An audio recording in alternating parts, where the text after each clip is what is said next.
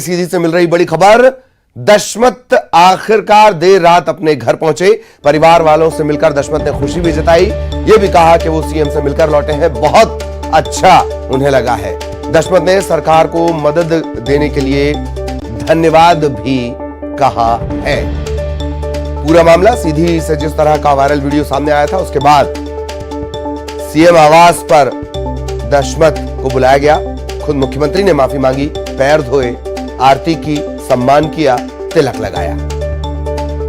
और अब दशमत वापस अपने परिवार वालों के पास पहुंचा, खुशी जताई और सरकार को मदद के लिए धन्यवाद भी दिया।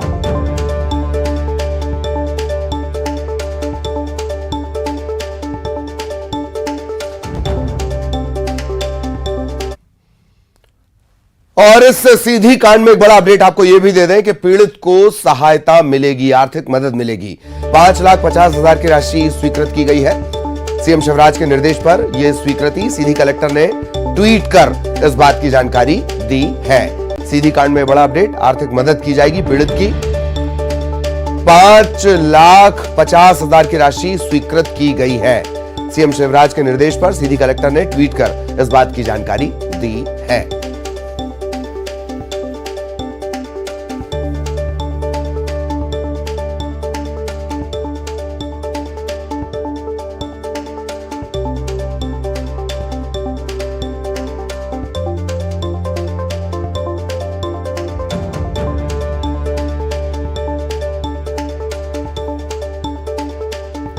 तो सीधी मामले में यह बड़ा अपडेट लगातार हम आपको बता रहे हैं। सीधी कलेक्टर ने ट्वीट कर इस बात की जानकारी दी है। और एक तरफ वो तस्वीरें भी आप देख रहे हैं, मुख्यमंत्री ने न सिर्फ माफी मांगी बल्कि दशमत को अपना दोस्त भी बताया, सुदामा नाम भी दिया।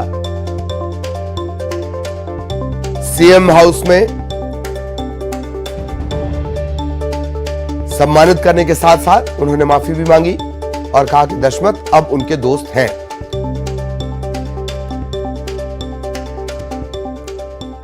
और आर्थिक मदद भी उनके लिए जारी कर दी गई है।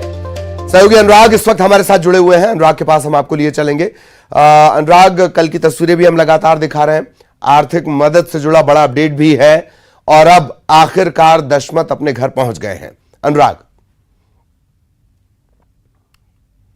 बिल्कुल, देखिए दशमत कल मुख्यमंत्री निवास पहुंचे थे और मुख्यमंत्री से उनकी मुलाकात हुई थी। मुख्यमंत्री ने उनको इस बात के लिए तसल्ली देने का काम किया था कि यदि उनको किसी तरीके की जरूरत हो, आर्थिक मदद की जरूरत हो, तो मुख्यमंत्री उसमें पहल करने के लिए तैयार हैं। लेकिन जब दशमत अपने क्षेत्र में पहुंच गया, अपने शहर में पहुंच गया, उसके बाद जो है कलेक्टर ने 5 लाख रुपए से ज्यादा की राशि जो है दशमत को देने का काम किया है। आर्थिक मदद के तौर पर ये राशि दी गई। देखिए, मुख्यमंत्री ने दशमत को अपना दोस्त बताया और ऐसे में अब दशमत को आर्थिक रूप से मदद दी जाए, उसके बच्चे पढ़ाई कर सकें, इसको लेकर जो है जिला प्रशासन की तरफ से पहल की गई है और एक राशि जो है दशमत को देने का काम हुआ है। तो जिला प्रशासन ने ट्वीट के जरिए इस बात की जानकारी दी है और अब दशमत अपने घर पहुंच चुका है, क्योंकि कल जब मुख्यमंत्री ने दशमत के परिवार वालों से बात की थी, फोन पर जब बात की थी, तब भी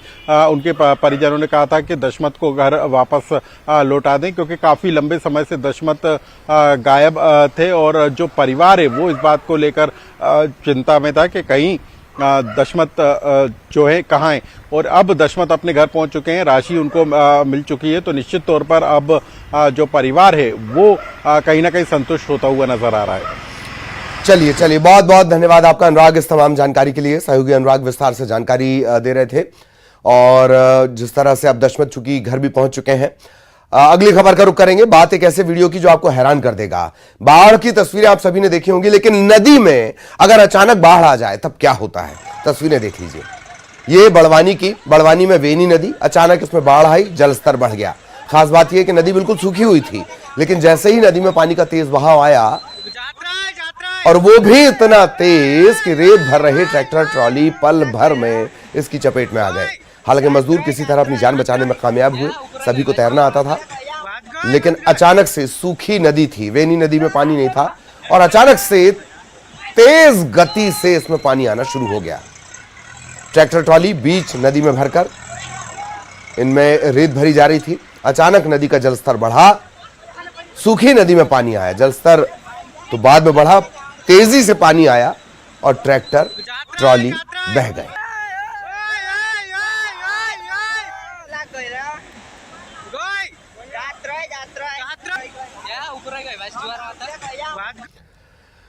इधर ग्वालियर में नाबालिग बच्चियों को पॉर्न वीडियो दिखाने वाले सिरफिरे को पुलिस ने दबोच लिया है। बच्चियों को वीडियो दिखाने की बात इन बच्चियों ने अपने परिजनों को बताई। इसके बाद सीसीटीवी कैमरे चेक किए गए तो एक सिरफिरा युवक नजर आया।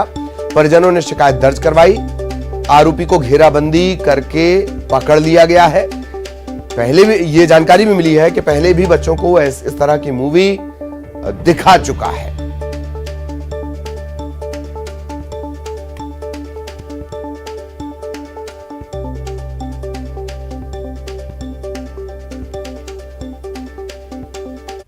इसमें उसमें कार्रवाई की गई है और उसको जेल भेजा गया है। इसमें सूचना मिली थी कि इस तरह का व्यक्ति इस तरह की हरकतें कर रहा था, एक प्रकरण पंजीबद्ध करके उसको कोर्ट में पेश करके उसको जेल भेजा गया।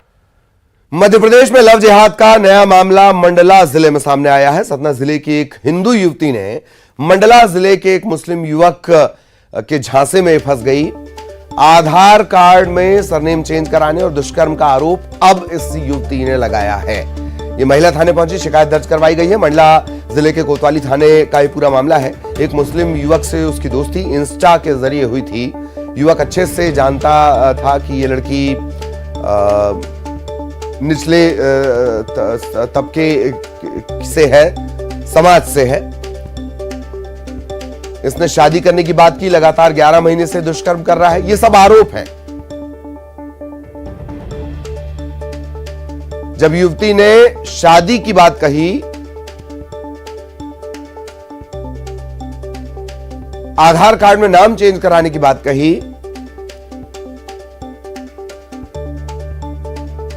तब इस बात का धीरे से खुलासा हुआ। हिंदू युवती मुस्लिम बन गई। फिलहाल मामला दर्ज कर लिया गया है।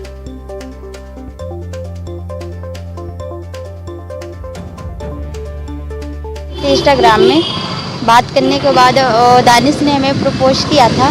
प्रपोज करने के बाद ऐसे बातचीत होने लगी, नंबर पे भी बातचीत होने लगी हमारी और दानिश की।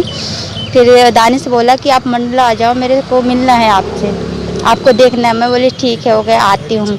मैं आई थी तो मेरे को होटल अशोका होटल पे लेके गया था दानिश, और वहाँ आया और मेरे साथ शारीरिक संबंध बनाने के लिए बोला। इसमें एक सतना की रहने वाली युवती है जिसने कि महिला थाना कोतवाली जो मंडला है वहाँ पे कंप्लेंट करी कि एक युवक है स्थानीय मंडला का जिसने उससे शादी का वादा किया था और उसे संबंध बनाए और वो शादी करने से मना कर रहा है। साथ ही महिला ने यह भी कंप्लेंट करी थी कि उसके आधार कार्ड में युवती का जो हिंदू नाम था उसको परिवर्तित करके मुस्लिम नाम दिया गया है। इसके आधार पर धार्मिक स्वतंत्रता अधिनियम के अंतर्गत अपराध दर्ज किया गया है और SC एक्ट। इधर 3 तलाक का एक मामला जबलपुर में आया है। आधारताल थाना इलाके में सोहेल नामक युवक ने अपनी पत्नी ज़ेबा को शादी के 8 महीने बाद तलाक दे दिया। पीड़ित युवती ने बताया कि आपसी रजामंदी से 8 महीने पहले इनकी लव मैरिज हुई थी। शादी के कुछ दिन बाद दहेज के लिए वो उसे प्रताड़ित करने लगा। पत्नी अपने मायके में रहने लगी और पति और ससुराल पर दहेज प्रताड़ना की शिकायत इसने दर्ज करवाई है। पत्नी की शिकायत से नाराज होकर सोहेल ने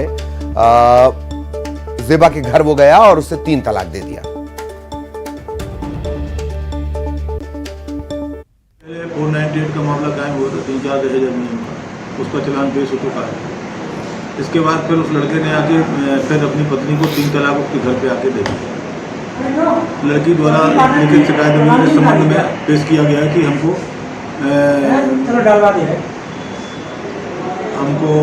3 तलाक दिया है। लिखित आवेदन पेश किया, जिसमें 3 तलाक का प्रकरण पंजीबद्ध किया गया है। जिनके कंधों पर जंगल को बचाने की जिम्मेदारी, वो जंगल छोड़कर शहर में जंगल राज का नजारा पेश कर रहे हैं। मामला बैतूल का। जिला अस्पताल परिसर में वन विभाग के एक डिप्टी रेंजर ने शराब के नशे में जमकर हंगामा किया। SS सिरसाम नाम इसका है, डिप्टी रेंजर का। इतनी शराब इसने पी ली कि ठीक से खड़ा तक नहीं हो पा रहा था। वनकर्मी ने कमिश्नर से लेकर CM तक को चुनौती दे दी। यह भी कहा कि मेरा वीडियो बनाओ, कमिश्नर CM कोई उनका कुछ नहीं बिगाड़ पाएगा। वीडियो वायरल होते ही वन विभाग के उच्च अधिकारियों ने संज्ञान लिया है। जो गलती उन्होंने पहले किया है दूसरी बार वही गलती कर रहे तो फिर इसको हमको भी मतलब बहुत बड़े लेवल पे कार्रवाई करने का ज़रूरी है। सो इनको हम मेडिकल करवा के और इसके आगे जो भी मतलब बड़े लेवल का कार्रवाई है इनके ऊपर हम ज़रूर करेंगे। और जैसे कि 3 तलाक का हमने मामला बताया, जबलपुर से ये मामला सामने आया है। उज्जैन की अब बात करेंगे। उज्जैन में महाकाल के भक्तों को मोदी सरकार की ओर से एक और सौगात मिली है। यह सौगात उज्जैन के रेलवे स्टेशन की है, जो अब बिल्कुल नए स्वरूप में बनाया जाएगा। आपको बता दें कि उज्जैन के सांसद अनिल फिरोजिया ने रेल मंत्री और प्रधानमंत्री से उज्जैन रेलवे स्टेशन की मांग की थी। इसके बाद 825 करोड़ रुपए से रेलवे स्टेशन की सूरत बदली जाएगी। नए नक्शे को केंद्रीय रेल मंत्री अश्विनी वैष्णव ने भी पास कर दिया है। इसके बाद रेलवे स्टेशन पूरा शिवमय नजर आएगा और स्वरूप भगवान शिव के त्रिनेत्र की तरह इसका होगा। शिव जी के 2 मुख्य नेत्र बाहर निकलने के रास्ते होंगे, जबकि तीसरा नेत्र प्रवेश द्वार बनाया जाएगा।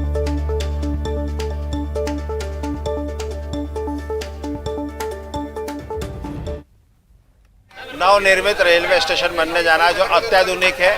उसकी लागत लगभग 850 करोड़ रुपए के लगभग है, जो एयरपोर्ट की तर्ज पे सर्व सुविधा युक्त एयरपोर्ट की तर्ज पे स्टेशन बनने जा रहा है, जिसका जो अभी हमने यहाँ पे लॉन्च करा है उसका ब्रोशर, तो उसमें आप देखेंगे कि महादेव की जो त्रिनेत्र है उसी तर्ज पे हमने यहाँ के स्टेशन की उसका फ्रंट एलिवेशन करवाया है। ग्रामीण करे पुकार, अब तो पुलिया बनवा दो सरकार। हम बात कर रहे हैं नरसिंहपुर की बंदी ग्राम पंचायत की, जिनकी सरकार से यही आस है कि ताकि एक अदद पुलिया बन जाए।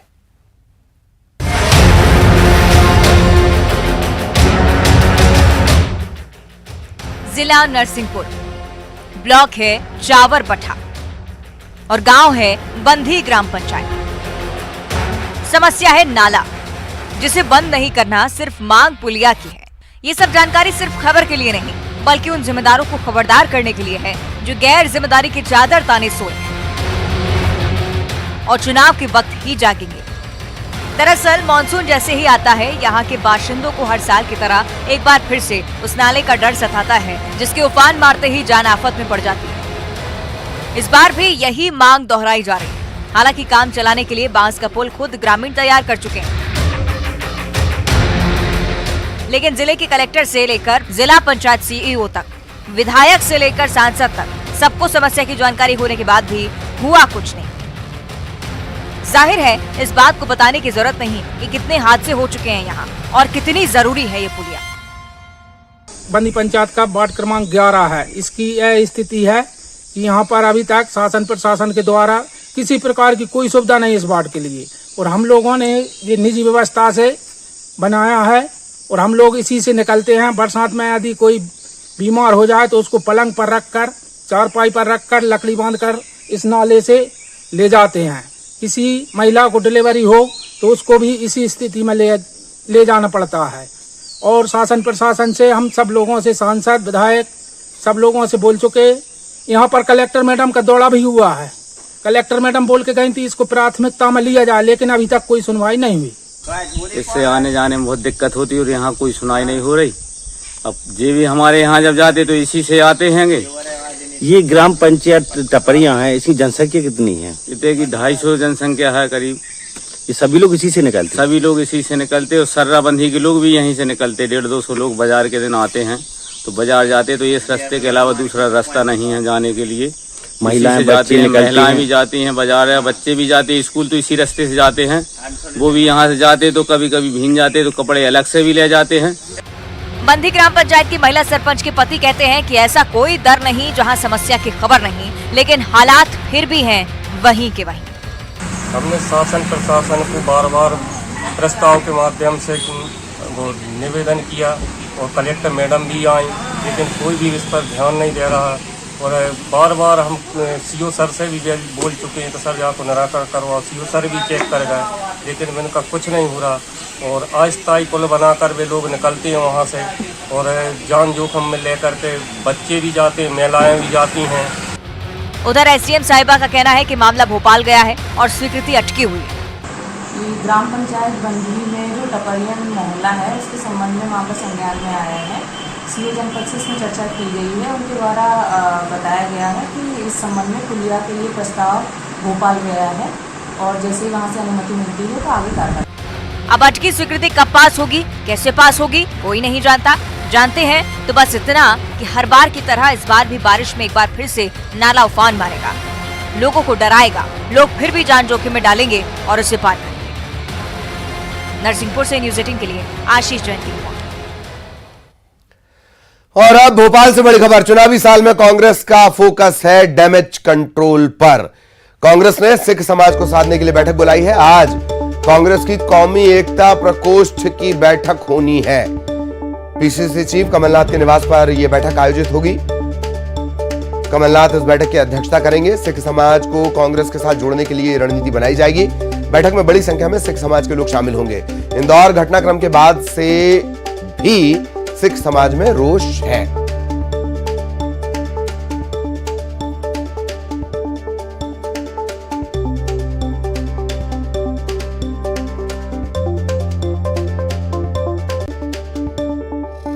और अब